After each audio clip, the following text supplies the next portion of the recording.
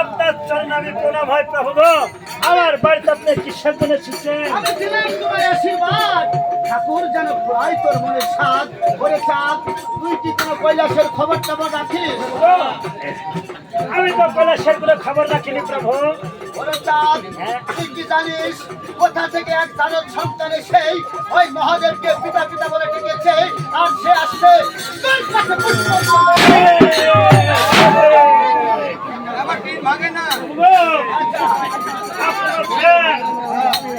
মহাদেবের ঘরে এক চারদ কন্যা হয়েছে। ওই চারদ কন্যা আসতে আমার কাছে অষ্টদেবের ঘাট নির্মাণ করতে। তাই মহাদেবের ঘরে চারদ কন্যা আসতে আমার কাছে অষ্টদেবের ঘাট নির্মাণ করে পূজা নিতে। আপনি জানেন আমি কার ভক্ত?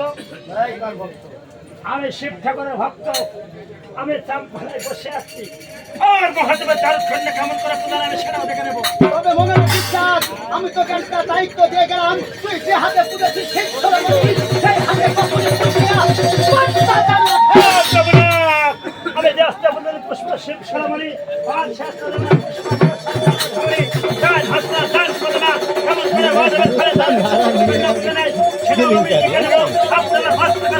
আশীর্বাদ করে দেন।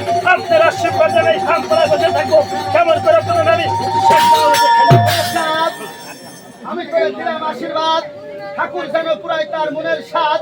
আমি দিলাম দায়িত্ব, তুই অক্ষরে অক্ষরে পালন।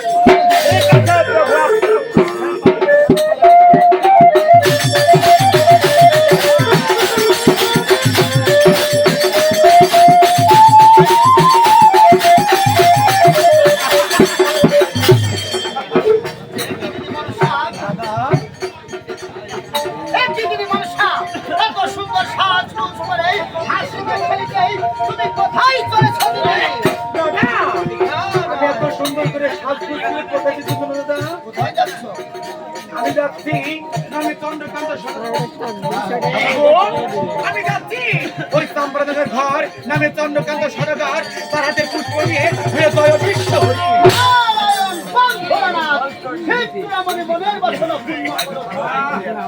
কৃষ্ণ চূড়া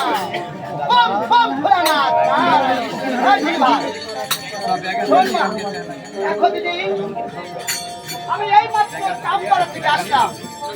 কি দাদা এই মাত্র আমি চাম্পাড়া থেকে আসলাম।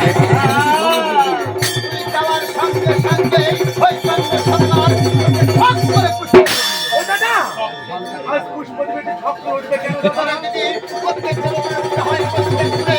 আজ তোর পুষ্পদের তাদের বলে শুনলাম তুই নাকি তার কাছে হার তুলতে পূজা চালাচ্ছিস। বাবা বলে দিয়েছে তাই হাত ধরে যাচ্ছে। দাদা গো, আমার পিতা বলেছে তার কাছ থেকে ওরাই বিদায় করে পুষ্প আদায় করে নিতে, তাই বাবার কথা রাখার জন্য আমি ওরাই বিদায় করে যাবো। না দিদি মনসা,